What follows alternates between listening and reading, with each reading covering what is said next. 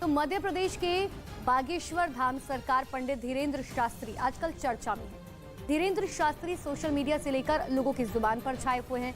दावा चमत्कार का है तो इससे अलग एक दूसरा दावा इसे ढोंग बताने का भी है और इन्हीं दावों के बीच उलझी है चमत्कार की वो थ्योरी जिस पर बागेश्वर महाराज धीरेन्द्र कृष्ण शास्त्री आज भी कायम।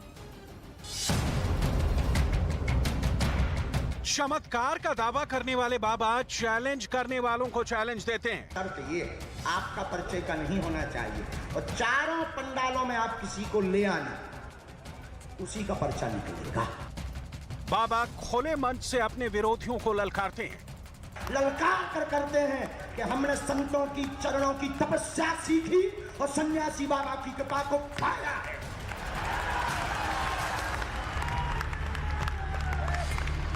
जो भ्रम फैला रहे, आज के बाद भ्रम बंद कर देना। और अगले ही पल बाबा खिलखिलाकर हंस पड़ते हैं।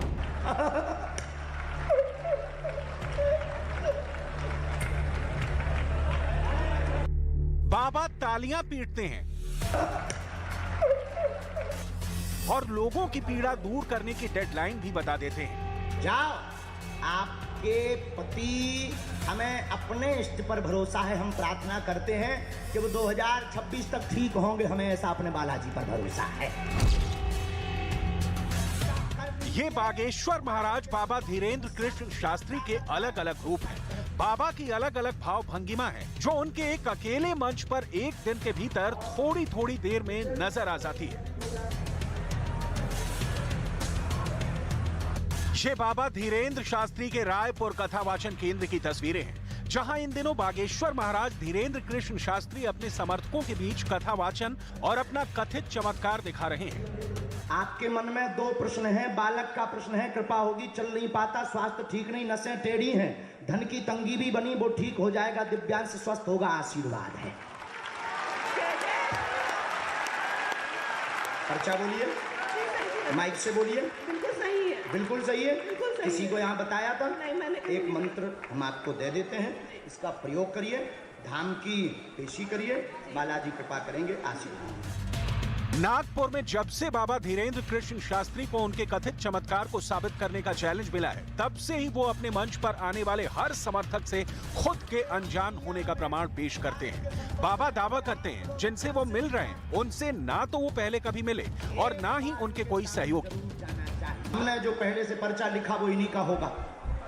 नहीं, अभी तो मुझे ऐसा नहीं लगता है क्योंकि मैंने इनको चुना है। आपने चुना है। एक घोषणा और सुन लीजिए बहन, अगर आप इनको बदलना चाहती हो, कोई दूसरा लाना चाहती हो तो दूसरा भी अभी ला सकती हो।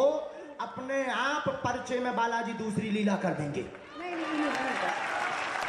अभी तो नहीं बदलना है। नहीं, बदल लो। नहीं, बदल लो। बिल्कुल हमारी मान जाओ। नहीं, हमारी नाक बच जाए। है आ जाओ, इन्हीं को है पर्चा,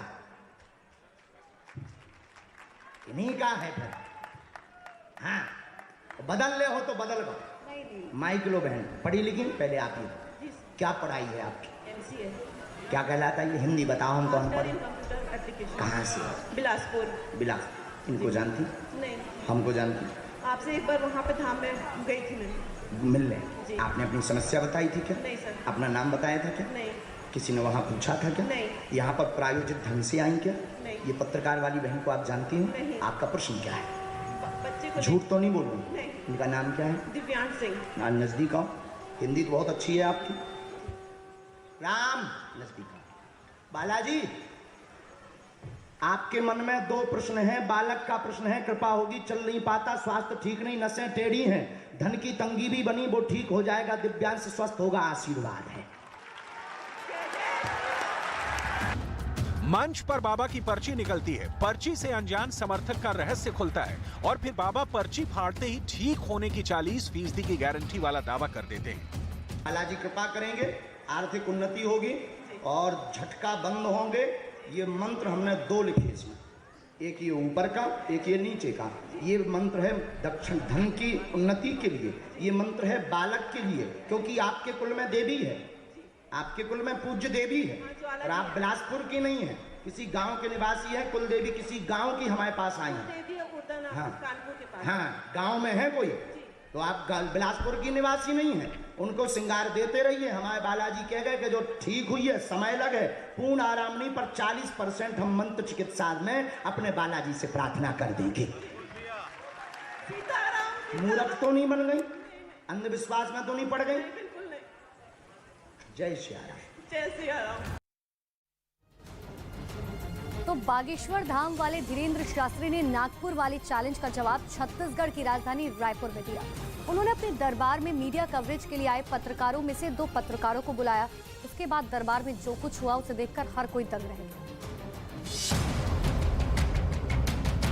अपने दरबार में बाबा लगातार मीडिया कवरेज का भी हिस्सा बन रहे हैं। मीडिया के कैमरों के बीच वो नागपुर वाले चैलेंज को भी अपने दावों से लगातार जवाब देने की कोशिश कर रहे हैं। कैसे, वो देखिए।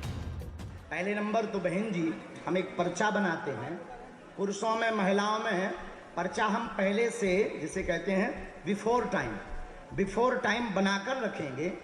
अभी तक हम जिनको बुला रहे हैं वो हमारे लोग हो सकते हैं। पहले हम पर्चा बना के रखेंगे और आप जिसको बहन जी लेकर आएंगे उसी का पर्चा ये निकलेगा। समझ आ गया? हम पहले पर्चा लिख लेंगे, जिनको हम अभी तक बुला रहे हैं वो हमारे हो सकते हैं, लेकिन आप जिनको लेकर के आएंगे उसी का पर्चा का प्रश्न लिखा मिलेगा। पुरुषों में महिलाओं में चारों पंडालों में पीछे जाकर आपका नहीं होना चाहिए। शर्त ये, आपका परिचय का नहीं होना चाहिए। और चारों पंडालों में आप किसी को ले आना, उसी का पर्चा निकलेगा।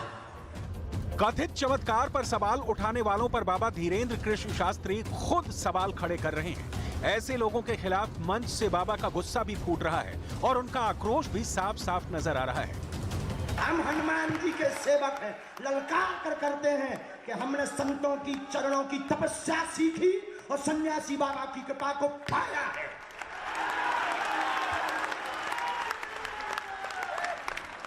जो भ्रम फैला रहे, आज के बाद भ्रम बंद कर देना। और आज के बाद हम किसी को प्रमाण पत्र नहीं देंगे, न सफाई देंगे। ये शपथ गद्दी से खा रहे हैं।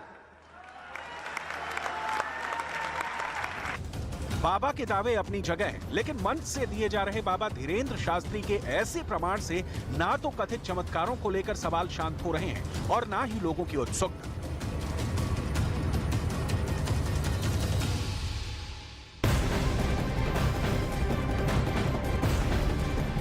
बागेश्वर धाम और धीरेंद्र शास्त्री को लेकर लोगों की राय अलग अलग है। बाबा के चमत्कार को उनके भक्त दिव्य शक्ति और चमत्कार मान रहे हैं। हालात तो ये है कि दूर दूर से भक्त इस समय बागेश्वर धाम पहुंच रहे हैं।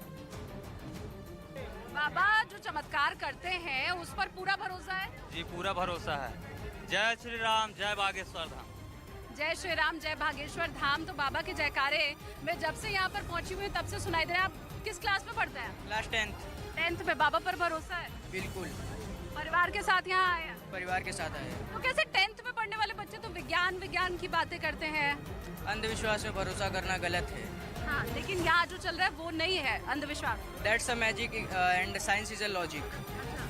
सो we must trust in a magic but not in logic. आप कहाँ पढ़ते हैं? यही रायपुर में? रायपुर में पढ़ते हैं, 10 साल से पढ़ रहे हैं। हम मध्य प्रदेश के रहने वाले हैं और यहाँ से हम क्लास 10th में आए।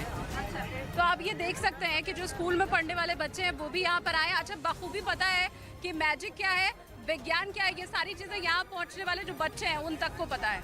मैं एक इंजीनियर हूँ और मैंने मल्टीपल कंपनीज चेंज की है। अभी डॉक्टर विवेक बिंद्रा जी के साथ हूँ, लेकिन मैं बागेश्वर धाम की शक्ति जानना चाहता हूँ। यदि इसमें पोटेंशियल है और जैसे ट्विटर में ट्रेंड कर रहे हैं और इनकी योग्यता इतने बड़े तक है, तो कहीं ना कहीं बड़ा बिजनेस और जितने भी बागेश्वर धाम है और इनका सपोर्ट रहेगा और भारत नहीं। लेकिन इंजीनियरिंग करने के बाद भी इन बातों पर भरोसा है? मैं बिलीव नहीं करता हूँ मैम। मैंने कभी बागेश्वर धाम पर कोई विश्वास नहीं किया है। मैं पहली बार आ रहा हूँ और मैं जानना चाहता हूँ कि वो पोटेंशियल है क्या। देखिए, आपको यहाँ, हाँ, विश्व में उनका नाम इतने नंबर पर ट्रेंड हो रहा है, ट्विटर में ठीक भी है। नंबर तो 1 देखिए, 2 तरह के लोग यहाँ पर आपको मिल जाएंगे। कुछ ऐसे लोग हैं जिनकी पूरी आस्था बाबा के ऊपर है। सुना आपने किस तरह से बाबा के चमत्कारों को वो मानते हैं। कुछ ऐसे लोग भी हैं जो कौतूहलवश आए हैं, इंजीनियरिंग कर रहे हैं, पर फिर भी बाबा के चमत्कार हैं क्या खुद से देखना चाहते हैं, महसूस करना चाहते हैं, फिर बिलीव करना चाहते हैं।